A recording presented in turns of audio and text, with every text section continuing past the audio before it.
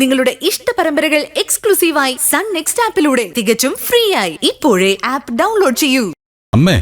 അമ്മ ഗുരുവായൂരമ്പലത്തിൽ പോയി പ്രാർത്ഥിച്ചിട്ട് തന്നെയല്ലേ വരുന്നത്? ഓ അതേടാ, എന്റെ പ്രാർത്ഥന കൊണ്ടാ ഞാൻ ഇതുവരെ പിടിച്ചു നിന്നെന്ന് എനിക്ക് മനസ്സിലായി. ദൈവം മാത്രമേ ഉള്ളൂ എനിക്ക് തുണ. ഓ ഇങ്ങനെ പോയാ ദൈവം നിന്നെ കൈവിട് സുശീലേ. ഇത്രയ്ക്ക് കുശുമ്പും വെറുപ്പും ആർക്കും ആരോടും പാടില്ല. ഓ അല്ലെങ്കിൽ തന്നെ ഇന്ദ്രേട്ടൻ സ്വന്തം ഭാര്യയല്ലേ സ്വന്തം വീട്ടിൽ കൊണ്ടുവന്ന് താമസിപ്പിച്ചേ, വേറെ ആരെയല്ലോ. ആഹാ, ഭാര്യയെ വിളിച്ചോണ്ട് വരുന്നതിന് ഒരു മര്യാദയും അന്തസ്സൊക്കെ ഉണ്ടടി. ഇതൊരുമാതിരി ഒളിച്ചുകളിയല്ലേ. മോളെ അനു, എടി അവിടെ നിക്കടി.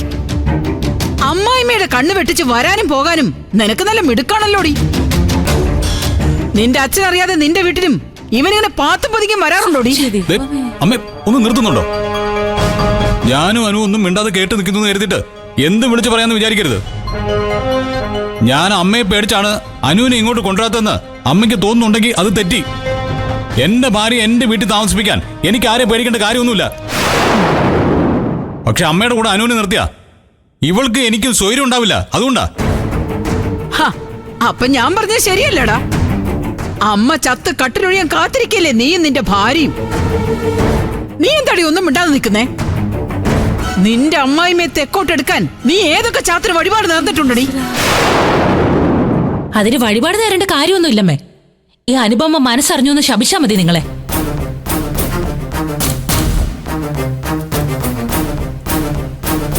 അമ്മയില്ലാത്തതിന്റെ കുറവറിഞ്ഞ് വളർന്നുകൊണ്ടാവും ആ സ്ഥാനത്തൊരാളെ ശപിക്കാൻ എനിക്ക് പറ്റാത്തത്.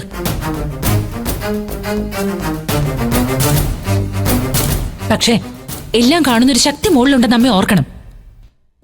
ഇനി എന്നെ അപമാനിച്ചു കഴിഞ്ഞാ അവിടെ നിന്നുള്ള ശിക്ഷ അമ്മ എരുന്ന് വാങ്ങുന്ന പോലെ ആയിരിക്കും അത്. ഇന്ദ്രേട്ടാ വാ പോ.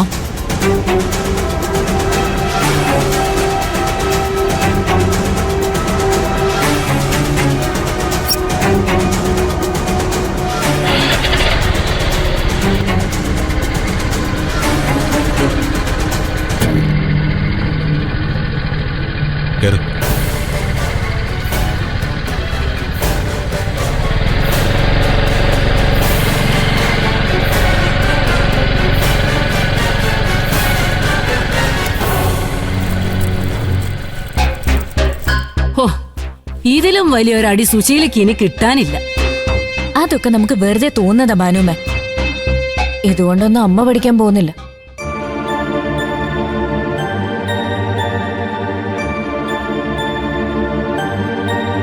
എന്റെ കൃഷ്ണ ഗുരുവായൂരപ്പ, സുശീലയ്ക്ക് ഇനിയെങ്കിലും നല്ല ബുദ്ധി തോന്നിച്ചു കൊടുക്കണേ എന്റെ പൊന്നു ഭഗവാനെ.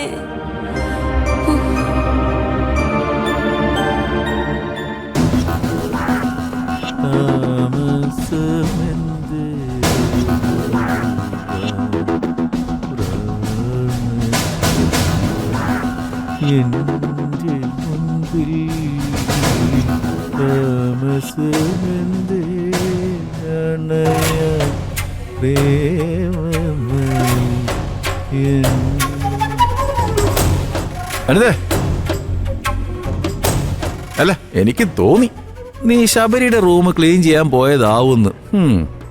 എന്റെ ഒരു ഷർട്ട് തയ്ച്ചു തരാൻ നിനക്ക് മടി. ശബരിയുടെ മുഷിഞ്ഞ ഡ്രസ്സ് വരെ നിനക്ക് അലക്കി കൊടുക്കാം. അതെ, ശബരി എന്റെ അനിയനാ. ദാനേട്ടൻ എന്റെ ആരാ?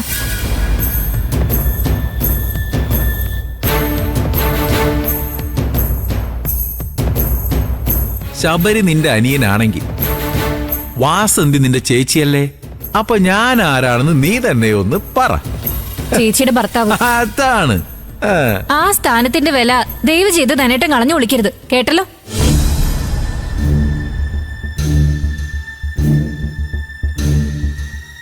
മനുഷ്യനെ തൂക്കിയെറിയാൻ എന്തൊക്കെ ന്യായങ്ങളാ.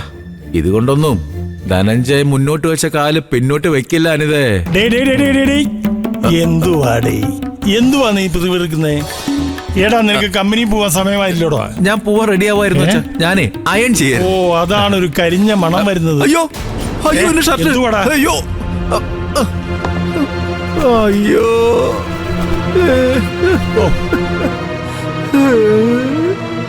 അയ്യോ എന്റെ 500. എന്തുവാടേ ഇത്? എന്റെ മരുമകനെ സമയദോഷമുള്ളത് കൊണ്ട് ഒന്ന് സൂക്ഷിക്കുന്നതാണ് നല്ലത്. ഇപ്പൊ ഒറ്റ ഷർട്ടേ കത്തിയുള്ളൂ. നിന്റെ മനസ്സിലിരിപ്പ് മാറ്റിയില്ലെങ്കിൽ നിന്റെ ശരീരം മുഴുവൻ കരിഞ്ഞു പോകും. അച്ഛനെന്താ ഇങ്ങനെയൊക്കെ പറയുന്നേ? എന്ത്? എന്നെ കുറിച്ച് ഇല്ലാത്ത എന്തൊക്കെയോ പറഞ്ഞ് അച്ഛനെ ആരോ തെറ്റിദ്ധരിപ്പിച്ചിട്ടുണ്ട്. അതാ അച്ഛൻ എന്നോട് ഇത്ര ദേഷ്യം. ഇല്ലടാ, എനിക്ക് നിന്നോട് ഒരു ദേഷ്യവും ഇല്ല തന്നെ. നിനക്കെതിരെ ആരും നിന്നെപ്പറ്റി എന്നോടൊന്നും പറഞ്ഞിട്ടില്ല. എനിക്ക് അപ്പപ്പ തോന്നുന്ന കാര്യങ്ങളാ നിന്നോട് പറയുന്നത്. അതെ, നിന്നോടുള്ള സ്നേഹം കൊണ്ടാടാ. എന്റെ മരുമകൻ എന്തെങ്കിലും അക്കടി പറ്റിയാൽ എനിക്ക് കൂടി എല്ലിയോടാ അതിന്റെ നാണക്കേട്. അല്ലേ മോളെ? പോടാ, നീയെ വേഗം കമ്പനി പോവാൻ നോക്ക്. ദേ, വെറുതെ ആലോചിച്ച് സമയം കളയണ്ട. ഓ ആ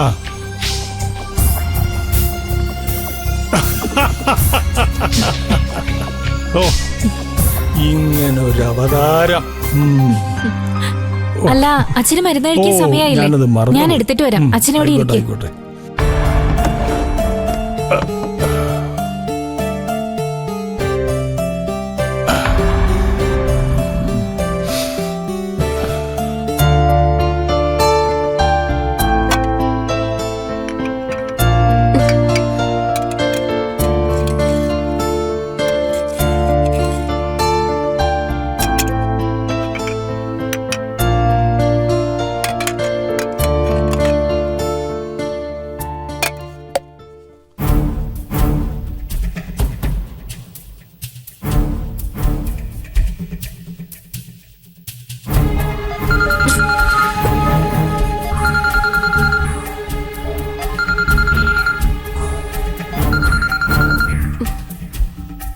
ധനേട്ടാ.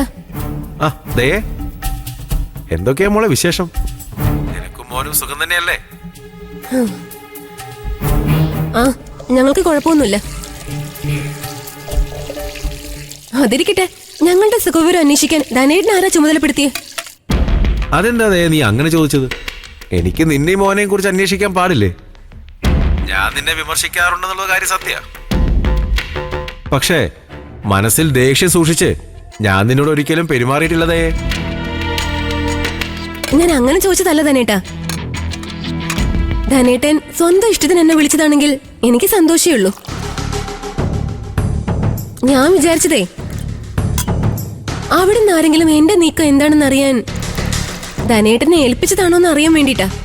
ഹേയ്, ഇവിടെ ദയയുടെ പേര് പോലും ആരും പറയാറില്ല എന്നുള്ളതാണ് സത്യം. ഉള്ളത് പറയുമ്പോ നിനക്ക് വിഷമം തോന്നരുതേ. അന്ന് രഘുവും അമ്പിളിയും വന്ന് സംസാരിച്ച ശേഷമെങ്കിലും നിന്റെ കാര്യത്തിൽ ഇവിടെയുള്ളവരൊരു തീരുമാനമെടുക്കുമെന്ന് ഞാൻ കരുതിയത്. എവിടുന്ന്? ഇനി നീ ഇങ്ങോട്ട് തിരിച്ചു വന്നില്ലെങ്കിലും കുഴപ്പമില്ലെന്ന് മട്ടില്ല ശബരിയും അച്ഛനും. അവരാണല്ലോ നിന്റെ ഡിമാൻഡ് എന്താണെന്ന് വെച്ചാൽ അത് അംഗീകരിച്ചൊരു പരിഹാരം കാണേണ്ടത്. ശബരിയാണെങ്കിൽ ഒരു ബിസിനസ് ടൂറിന് ഉടനെ പോവുകയും ചെയ്യും. പോട്ടെ ധനേട്ടാ, പോയി ലോകം ചുറ്റി ആസ്വദിക്കട്ടെ. അത് കഴിഞ്ഞ് കുടുംബത്തിലേക്ക് തന്നെ തിരിച്ചു വരുമല്ലോ. എന്നാലും ശബരി യാത്ര പോകുമ്പോഴേ നീ ഇവിടെ ഉണ്ടാവേണ്ടതായിരുന്നു. നിന്റെ അധികാരമൊക്കെ ഇപ്പൊ വേറൊരാള് കൈയടക്കി വെച്ചിരിക്കുകയാണതേ. അനിതയല്ലേ? എനിക്കറിയാം. അവള് കാരണം തന്നെ ധനേട്ടാ ഞാൻ അവിടെ നിന്ന് ഇറങ്ങിയത്.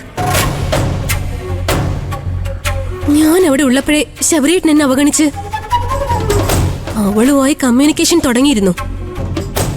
അപ്പൊ പിന്നെ ഇപ്പൊ അവര് തമ്മിൽ എങ്ങനെയായിരിക്കുമെന്ന് എനിക്ക് ഊഹിക്കാം. ഏട്ടത്തീമയാണത്രേ, നാണമില്ലാത്തവര്. അതെ ധനേട്ടാ, അശോകേട്ടന്റെ ഗൾഫിലെ നമ്പർ എനിക്കും തരണേ. അവിടെ എന്തൊക്കെയാ നടക്കുന്നതെന്ന് ഞാൻ അശോകേട്ടനെ വിളിച്ച് പറഞ്ഞോളാം. ഓ അയ്യോ, അത് വേണ്ടതേ. നീ അശോകനെ വിളിച്ച ഇല്ലാത്ത കാര്യം പറഞ്ഞ് കുടുംബം തകർത്തുന്നേ ഇവിടെ എല്ലാവരും പറയും. ശബരി മാത്രല്ല, അച്ഛൻ പോലും ഇപ്പൊ അനിതയെ തലയിൽ വെച്ചിട്ടാ നടക്കുന്നേ. അതിന്റെ അഹങ്കാരം വരെ അവൾ എന്നോട് കാണിച്ചു തുടങ്ങി. അശോകൻ ശബരിയും അച്ഛനും പറയുന്നത് വിശ്വസിക്കും. വാസന്തിയും അവർക്കെതിരായി മിണ്ടില്ല. പിന്നെ എന്റെ കാര്യം നിനക്കറിയാലോ ദേ. ഞാൻ പിന്നെ എന്ത് ചെയ്യും ധനേട്ടാ? ആ വീട്ടിലേക്ക് ഞാൻ ഇനി കാലുകുത്തില്ല. എനിക്ക് ശബരിയേട്ടനെ എന്റെ കസ്റ്റഡിയിൽ കിട്ടണം. അതെ, അതുകൊണ്ടേ ഇനി കാര്യമുള്ളൂ ദേ. നീ നിന്റെ വീട്ടുകാരോട് പറഞ്ഞ് എങ്ങനെയെങ്കിലും ശബരിയെ കൊണ്ട് ഒരു വാടക വീട് എടുപ്പിച്ച് മാറണതേ. അനന്തം മാഷും രഘുവൊക്കെ സീരിയസ് ആയിട്ട് പറഞ്ഞ ശബരി അനുസരിക്കും. എന്തായാലും അവൻ ടൂറ് കഴിഞ്ഞ് വരുന്നത് നിന്റെ അടുത്തേക്ക് ആയിരിക്കണം. അതിനു വേണ്ടി എന്തൊക്കെ ചെയ്യാൻ പറ്റുമോ അതൊക്കെ നീ ചെയ്യണം.